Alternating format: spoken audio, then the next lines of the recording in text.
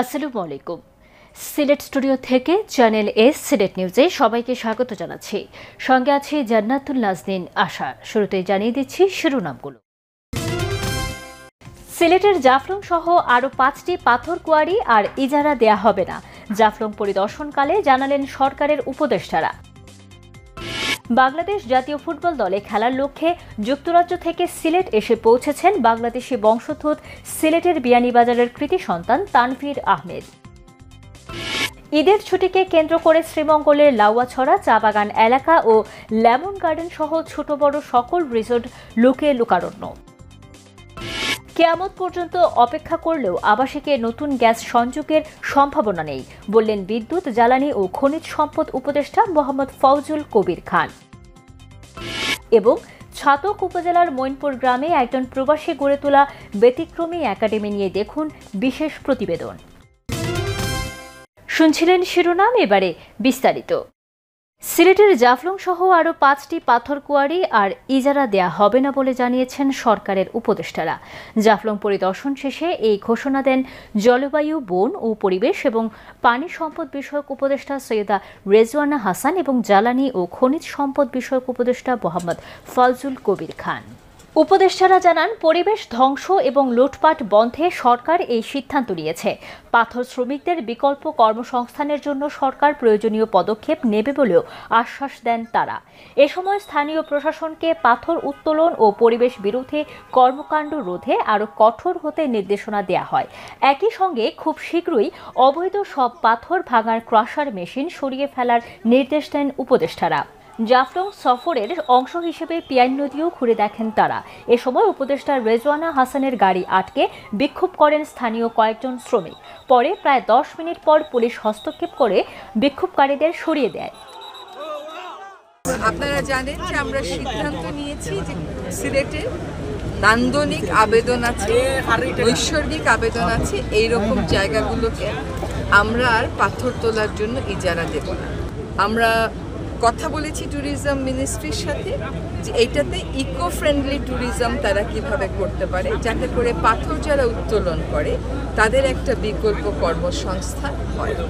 ফলে আমরা আজকে দেখে গেলাম, হয়তো আমরা আবার আসবো যে এইটাকে নিয়ে একটা মহাপরিকল্পনা করে ওইটা চূড়ান্ত করে আমাদের সময় আমরা দিয়ে যেতে পারি। বাংলাদেশ জাতীয় ফুটবল দলে খেলার লক্ষ্যে যুক্তরাজ্য থেকে সিলেট এসে পৌঁছেছেন বাংলাদেশি বংশোদ্ভূত সিলেটের বিয়ানীবাজারের কৃতি সন্তান তানভীর আহমেদ। সোমবার সকালে বাংলাদেশ বিমানের ফ্লাইটে তিনি সিলেট এসে পৌঁছান। এ সময় তাকে স্বাগত জানান ফুটবল অনুরাগীরা। তানভীর আহমেদ ইতোমধ্যেই ইতালির কয়েকটি ক্লাবে খেলার অভিজ্ঞতা অর্জন করেছেন। বর্তমানে তিনি ইংল্যান্ডের পিপি রেঞ্জার্স ক্লাবের হয়ে খেলছেন। চলতি মাসের শেষ সপ্তাহে তানভীর আহমেদ জাতীয় দলের ট্রায়ালে যোগ দেবেন। তানভীর আহমেদের গ্রামের বাড়ি বিয়ানীবাজার উপজেলার শেওলা ইউনিয়নের দীঘলবাগ গ্রামে। তারা সপরিবারে ইংল্যান্ডের লন্ডন সিটিতে বসবাস করছেন। তার বাবার নাম সেলিম আহমদ। সিলেট উসমানী আন্তর্জাতিক বিমানবন্দরে তাকে স্বাগত জানাতে উপস্থিত ছিলেন তার মামা শামীম আহমদ সহ এলাকার শুভানুদ্দায়ীরা। যেমন আব্বা আম্মা সবসময় আনসার নিচ্ছেন, সো আর প্লাস পয়েন্ট হচ্ছে আমরা এখন বাংলাদেশ ফেডারেশন একটা চান্স দিচ্ছে খেলে এবার ইন্টারন্যাশনাল লাগে, এটা ট্রাই করবার লাগে। So that's the purpose of coming, and of course the Bangladesh ইনশাআল্লাহ আপনারা সবাই দোয়া করবা যে সবটা ভালো যাতে আমি চান্স পাই দেশের খেলাইবার লাগে না রিপ্রেজেন্ট করতে পারি আমরা বিয়ানীবাজার, আমরা সিলেট সবাই। বিয়ানীবাজার ক্যান্সার অ্যান্ড জেনারেল হাসপাতাল ফাউন্ডেশনের কাঙ্ক্ষিত লক্ষ্য অর্জনে প্রবাসী বাংলাদেশি সহ সরকারি বেসরকারি সকল ব্যক্তি প্রতিষ্ঠানকে এগিয়ে আসার আহ্বান জানিয়েছেন ভয়েস ফর গ্লোবাল জাস্টিস এর প্রেসিডেন্ট খ্যাতনামা পদার্থবিদ ডক্টর হাসানাত মোহাম্মদ হোসাইন এমবি। প্রবাসীদের অর্থায়নে গড়ে তোলা এই হাসপাতাল পরিদর্শন শেষে তিনি এই আহ্বান জানান। শামীম হোসেনের ক্যামেরায় বিস্তারিত জানাচ্ছেন মইনুদ্দিন মঞ্জু। বিশ্বব্যাপী পরিচালিত মানবিক সংগঠন ভয়েস ফর গ্লোবাল জাস্টিসের প্রেসিডেন্ট, যুক্তরাজ্যের বাঙালি কমিউনিটির গর্ব, খ্যাতনামা পদার্থবিদ ডক্টর হাসানাত মোহাম্মদ হোসাইন এমবি শনিবার বিয়ানীবাজার ক্যান্সার অ্যান্ড জেনারেল হাসপাতাল ফাউন্ডেশন পরিদর্শন করেন। এ সময় তিনি হাসপাতালের অগ্রগতি এবং সার্বিক সেবা কার্যক্রম দেখে নিজের মুগ্ধতা প্রকাশ করেন।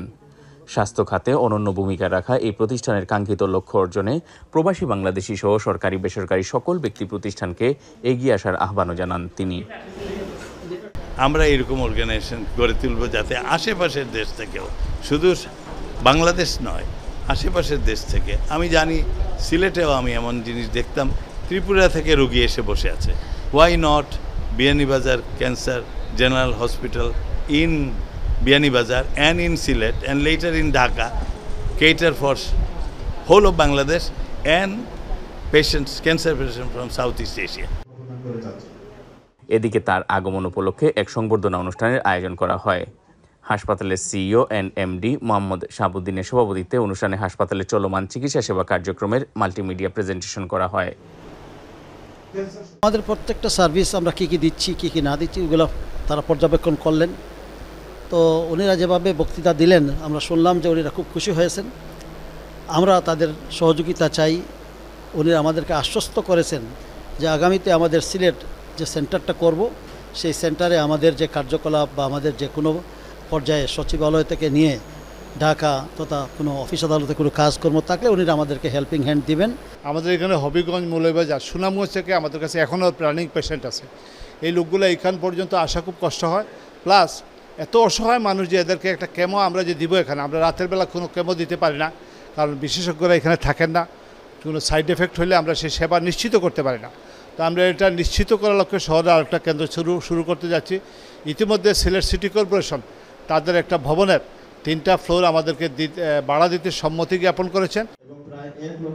অনুষ্ঠানে বিশেষ অতিথি হিসেবে উপস্থিত ছিলেন সিলেটের কৃতি সন্তান মেজর জেনারেল অবসরপ্রাপ্ত মোহাম্মদ আজিজুর রহমান বীর উত্তম, বিবিসিডিএইচ এর মেডিকেল অ্যাডভাইজার সাবেক civil surgeon doctor Foyez Ahmed, বিশিষ্ট শিক্ষাবিদ শাহিদা হাসানাত এবং মিসেস নাইম ফাতেমা। এরকম প্রত্যন্ত বিয়ানীবাজার এলাকাতে এমন সুন্দরভাবে একটা হাসপাতাল, এবং সেটাও ক্যান্সার হাসপাতাল হিসাবে পরিচালিত হচ্ছে, যেখানে প্রত্যন্ত অঞ্চলের দরিদ্র লোকজন বিনা পয়সায় অল্প পয়সায় চিকিৎসা পাচ্ছে। তো এইটা একটা বিরাট একটা জিনিস দেশের জন্য। এ সময় আরও উপস্থিত ছিলেন বিবিসিডিএইচ এর অন্যতম trustee advocate Zahidur Rahman, deputy CEO Al Mamunur Rashid, country director Tufayel Khan, coordinator Zakir Hossain Khan, in charge Kawsar Rahman সহ হাসপাতালের চিকিৎসক, কর্মকর্তা ও কর্মচারীবৃন্দ। Moinuddin Manju, channel S news, Sylhet. সিলেটে পাওয়া গেছে করোনা ভাইরাসে আক্রান্ত রোগী। নতুন ভ্যারিয়েন্টে আক্রান্ত হয়ে 2 জন রোগী হাসপাতালে চিকিৎসাধীন রয়েছেন। আক্রান্তরা বর্তমানে সিলেটের শহীদ শামসুদ্দিন আহমদ হাসপাতালে চিকিৎসা নিচ্ছেন। তাদের একজনের শারীরিক অবস্থা আশঙ্কাজনক হওয়ায় তাকে হাসপাতালের আইসিইউতে রাখা হয়েছে। স্বাস্থ্য অধিদপ্তরের সিলেট বিভাগের তথ্য অনুযায়ী আক্রান্ত 2 জনের একজন নারী ও অন্যজন পুরুষ।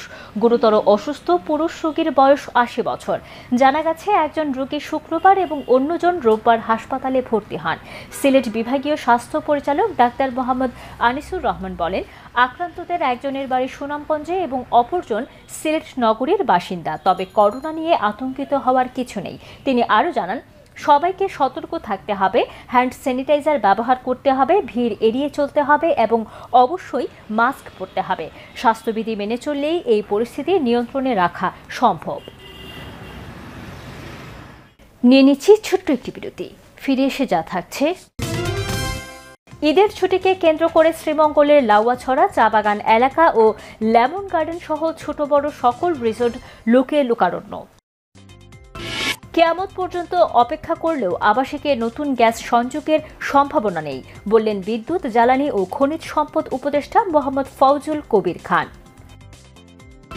এবং ছাতক উপজেলার মৈনপুর গ্রামে একজন প্রবাসী গড়ে তোলা ব্যতিক্রমী একাডেমি নিয়ে দেখুন বিশেষ প্রতিবেদন।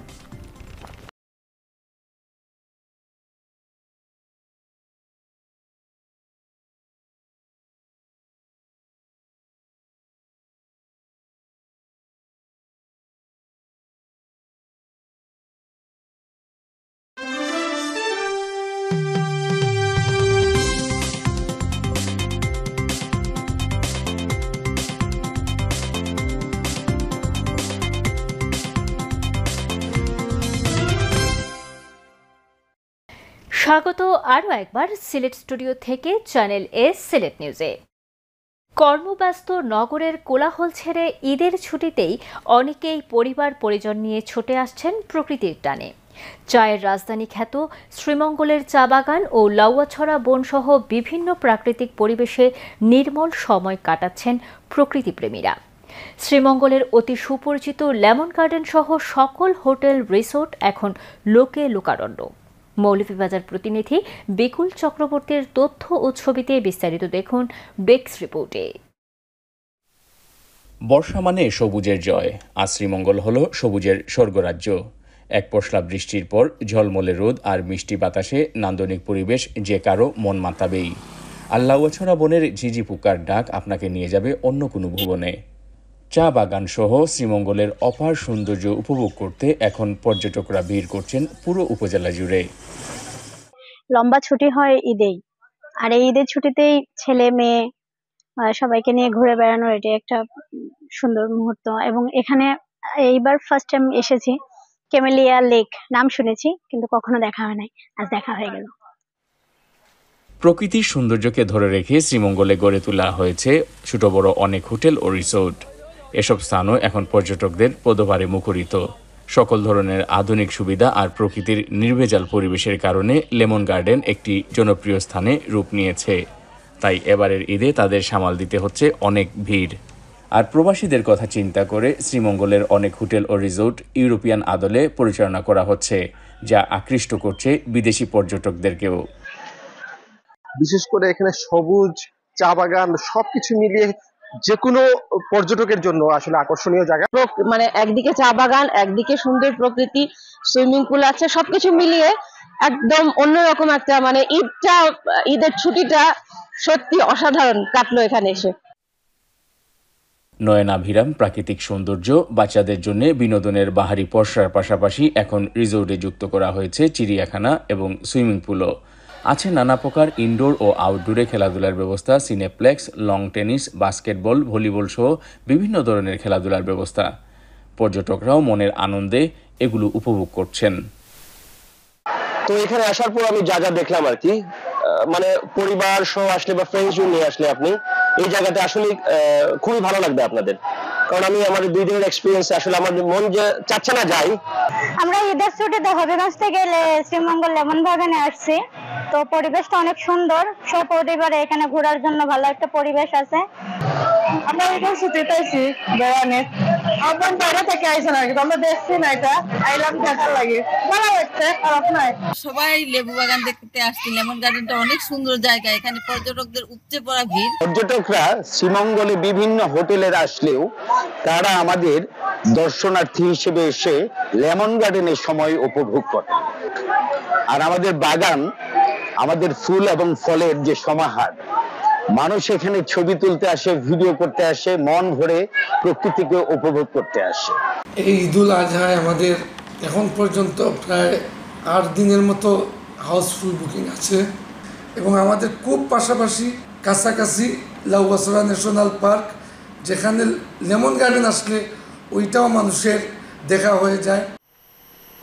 পর্যটকদের জন্য আইন শৃঙ্খলা ব্যবস্থাও ছিল ভালো। পর্যটকরা যাতে নির্বিঘ্নে সৌন্দর্য উপভোগ করতে পারেন সেজন্য আইন শৃঙ্খলা বাহিনী ছিল সদা তৎপর। বিশেষ করে আমাদের এই শ্রীমঙ্গলের যে পর্যটন স্পটগুলো রয়েছে, যেমন সীতাজবাবু চিড়িয়াখানা, বৌদ্ধভূমি 71, আদি নীলকণ্ঠ, ভানুগাছ রুট, রামনগর, এসব এলাকায় আমরা স্ট্যাটিক ডিউটির পাশাপাশি আমরা মোবাইল ডিউটির ব্যবস্থা করেছি। Moinuddin Manju, channel S news desk. বিদ্যুৎ, জ্বালানি ও খনিজ সম্পদ উপদেষ্টা মোহাম্মদ ফৌজুল কবির খান বলেছেন, কেয়ামত পর্যন্ত অপেক্ষা করলেও আবাসিকের নতুন গ্যাস সংযোগের সম্ভাবনা নেই। সরকারের লক্ষ্য বিদ্যুৎ উৎপাদন ও শিল্পে গ্যাস সরবরাহ করা। বাসাবাড়িতে এলপিজি গ্যাসই ব্যবহার করতে হবে। যেসব এলাকায় গ্যাস উৎপাদন হচ্ছে সেসব এলাকার মানুষ দীর্ঘদিন ধরে গ্যাস সংযোগের যে দাবি করছেন তাও নাকচ করে দেন তিনি। তবে স্বল্প মূল্যে সিলিন্ডার দেওয়ার আশ্বাস দেন তিনি। সিলেট গ্যাসওয়েল লিমিটেডের কৈলাসটিলা গ্যাস ক্ষেত্রের 7 নম্বর কূপ পরিদর্শন শেষে সাংবাদিকদের প্রশ্নের জবাবে তিনি এসব কথা বলেন। সিলেটের গ্যাস উৎপাদন ও পাথর কোয়ারিগুলোতে খনিজ সম্পদ সম্পর্কে খোঁজ খবর নিতে শুক্রবার সকালে দুদিনের সফরে সিলেটে আসেন বিদ্যুৎ ও জ্বালানি খনিজ সম্পদ উপদেষ্টা মোহাম্মদ ফাউজুল কবির খান। সিলেটে নেমেই চলে যান সিলেট গ্যাসফিল্ড লিমিটেডের গোলাপগঞ্জের কৈলাসটিলা গ্যাস ক্ষেত্রে। পরিদর্শন শেষে বিদ্যুৎ ও জ্বালানি উপদেষ্টা মোহাম্মদ ফাউজুল কবির খান গণমাধ্যমের সাথে কথা বলেন। তিনি জানান, গত 1 মাস ধরে পরীক্ষামূলকভাবে সিলেট গ্যাসফিল্ডের কৈলাসটিলা 7 ও সিলেট 10 কূপ হতে 8 মিলিয়ন করে দৈনিক 16 মিলিয়ন ঘনফুট গ্যাস জাতীয় গ্রিডে যুক্ত হচ্ছে। নতুন এই 16 মিলিয়ন ঘনফুট গ্যাস জাতীয় গ্রিডে যুক্ত হওয়ার আনুষ্ঠানিক ঘোষণা দেন উপদেষ্টা মোহাম্মদ ফাউজুল কবির খান। ছাতক উপজেলার মইনপুর গ্রামে একজন প্রবাসী গড়ে তুলেছেন একটি ব্যতিক্রমী একাডেমি। এই একাডেমিতে সাধারণ শিক্ষার পাশাপাশি সব বয়সের নারী পুরুষের জন্য ফ্রি ধর্মীয় শিক্ষার ব্যবস্থা করা হয়েছে। একই সাথে গড়ে তোলা হয়েছে একটি সমৃদ্ধ village central library. Moinpur village academy নিয়ে বিস্তারিত জানাচ্ছেন মইনুদ্দিন মঞ্জু। ছাতকের দুলারবাজার ইউনিয়নের প্রত্যন্ত একটি গ্রাম মইনপুর। এই গ্রামের কৃতি সন্তান যুক্তরাজ্য প্রবাসী জহিরুল হক 2016 সালে শিক্ষার্থীসহ সাধারণ মানুষ যাতে কিভাবে কুরআন বুঝে শুনে পড়তে পারেন সেজন্য তার গ্রামের বাড়িতে চালু করেন ভিলেজ একাডেমি। এই ভিলেজ একাডেমি কিতা করব যে বাচ্চা স্কুল কলেজে পড়ে তারা মাদ্রাসাত না গিয়েও যাতে কুরআনটা বেসিক আন্ডারস্ট্যান্ড করতে পারে। তারা নমাজও যেটা হয় দুয়ার মাঝে যে স্কুল অ্যাটলিস্ট তারা রিয়েলাইজ করে তারা আল্লাহর কাছে কিতা হয়। আমরা রাব্বানা আতিনা কই বা আমরাও জানি না এটা কিতা। কুতবা শুনতে শুনতে আমরা কুতবা মেমোরাইজ করছি, বাট আমরা বুঝি না ইন্না আলহামদুলিল্লাহ মানে কিতা। তো আমার হইল স্কুল কলেজও যে সাধারণ মানুষ, একজন দোকানদার, একজন অফিসার, একজন ব্যাংক ম্যানেজার, একজন রিক্সা চালক, তারা এনি সাধারণ মানুষ যাতে তার বেসিক আন্ডারস্ট্যান্ডিং অফ কুরআন যাতে হয়। শুধু কুরআন শিক্ষা নয়, স্কুল কলেজের শিক্ষার্থীদের জন্য তিনি চালু করেছেন গণিত, ইংরেজি, সায়েন্স সহ বিভিন্ন সাবজেক্টের বিনামূল্যে কোচিং। সম্প্রতি তিনি 2 কোটি টাকা ব্যয় করে বহুতল ভবন নির্মাণ করে সুপরিসর জায়গায় চালু করেছেন ভিলেজ একাডেমি মইনপুর। সুনামগঞ্জ বিজ্ঞান ও প্রযুক্তি বিশ্ববিদ্যালয়ের VC professor doctor Mohammad Nizamuddin প্রধান অতিথি হিসেবে উপস্থিত হয়ে ভিলেজ একাডেমির উদ্বোধন করেন। এ সময় প্রধান অতিথি সহ সকল অতিথিরা প্রত্যন্ত অঞ্চলে এসে এই ধরনের একাডেমি চালু করাকে একটি অনুকরণীয় দৃষ্টান্ত হিসেবে অভিহিত করেন। আমাদের এরকম একটা প্রতিষ্ঠান খুবই প্রয়োজন ছিল, এমনকি এটা আমার কাছে খুবই নতুন। আমি এরকম প্রতিষ্ঠান আর দেখিনি যে তারা ইসলামের কোরআন শরীফ বুঝে পড়ার জন্য এমন একটা প্রতিষ্ঠান। সেই দিক থেকে আমি মনে করি এরকম একটা প্রতিষ্ঠান শুধু এই মইনপুরবাসীর জন্য না, শুধু সুনামগঞ্জ জেলার জন্য না, সিলেট বিভাগের জন্য, সারা দেশের জন্য, সারা বিশ্বের জন্য একটা অনুকরণীয় হয়ে থাকবে বলে আমার বিশ্বাস। মডার্ন একটা জিনিস, এটা মডার্ন কনসেপ্ট, কিন্তু উনি জহিরুল হক সাহেব এটা ইন্ট্রোডিউস করিয়েছেন আমাদের সাথে। আর এটা ধর্মীয় শিক্ষা নয় শুধু, এটা আসলে আমাদের ভবিষ্যতের জন্য, ভবিষ্যৎ প্রজন্মের জন্য একটা দক্ষ জনশক্তি তৈরি করতে এই প্রতিষ্ঠান সহায়ক হবে বলে আমি বিশ্বাস। আমার এক ভাই প্রবাসী, তাই একটা ব্যতিক্রম ধর্মী ভিলেজ একাডেমি প্রতিষ্ঠা করছেন। ধন্যবাদ, তাকে সুন্দর লাগে। প্রবাস থাকেও তাই জন্য অত সুন্দর একটা একাডেমি প্রতিষ্ঠা করছেন, তার ধন্যবাদ জানিয়ে। আর প্রবাসে যারা আছেন তারা এইরকম যাতে দেশের প্রতি প্রতিষ্ঠান করবেন। একই দিন বড়ইকান্দির ঐতিহ্যবাহী কাজীবাড়ির কৃতি সন্তান যুক্তরাজ্য প্রবাসী কাজী সালাউদ্দিন ও তার পরিবার ও স্বজনদের অর্থায়নে নির্মিত ভিলেজ সেন্ট্রাল লাইব্রেরির উদ্বোধন করা হয়। এ সময় গ্রামবাসীর পক্ষ থেকে কাজী সালাউদ্দিনের পরিবারকে ধন্যবাদ জানান যুক্তরাজ্য প্রবাসী জহিরুল হক। বন্ধু কাজী সালাউদ্দিন, যখন আমি তাকে বলছি যে আমাদের একটা পাবলিক লাইব্রেরি করা দরকার, তখন ও খুবই ইন্টারেস্টেড। ওর আব্বা আম্মার নামে করতে চায় লাইব্রেরি। তখন ও তার ফ্যামিলির সব ইয়াং জেনারেশন ওদের কাছে টেক্সট মেসেজ দিয়েছে, যখন তারা বেশি ইন্টারেস্টেড, খুবই ইন্টারেস্টেড তারা, তখন তারা সবাই কন্ট্রিবিউট করছে। So I'd like to take this opportunity to appreciate those young man and women. They may be young in ages, but in their thinking they are very matured. ভবিষ্যতে এই village একাডেমিতে IT training, vocational training সহ নানা কর্মকাণ্ড পরিচালনার পরিকল্পনা নিয়েছেন academy কর্তৃপক্ষ। মইনপুরের মতো এরকম একাডেমি বাংলাদেশের প্রতিটি গ্রামে গ্রামে গড়ে উঠবে, এমনটাই প্রত্যাশা করেছেন স্থানীয় সুধীজনেরা। Moinuddin Manju, channel S news, Sylhet. সিলেট সদর উপজেলার টুকের বাজার ইউনিয়নের ৩ নম্বর ওয়ার্ডের ভাটা এলাকার এম হোসেন স্কুল অ্যান্ড কলেজে ভয়াবহ অগ্নিকাণ্ডের ঘটনা ঘটেছে। অগ্নিকাণ্ডে এই শিক্ষা প্রতিষ্ঠানের বিপুল ক্ষয়ক্ষতি হয়েছে। তবে এই ঘটনায় কোনো প্রাণহানির ঘটনা ঘটেনি। এলাকাবাসীরা জানান, রাতের আধারে হঠাৎ তারা এম হোসেন স্কুল অ্যান্ড কলেজের ক্লাসরুমে আগুন দেখতে পান। পরবর্তীতে আগুন বিভিন্ন জায়গায় ছড়িয়ে পড়ে। এলাকাবাসী তাৎক্ষণিকভাবে আগুন নিয়ন্ত্রণে নিয়ে আসার চেষ্টা করেন। পরবর্তীতে ফায়ার সার্ভিস এসে আগুন পুরোপুরি নিয়ন্ত্রণে আনেন। চ্যানেলে সিলেট নিউজ আজ এ পর্যন্ত। সিলেট বিভাগের প্রত্যন্ত অঞ্চলের খবর জানতে চোখ রাখুন চ্যানেল এস এর পর্দায়। এতক্ষণ আমাদের সঙ্গে থাকার জন্য ধন্যবাদ। আল্লাহ হাফেজ।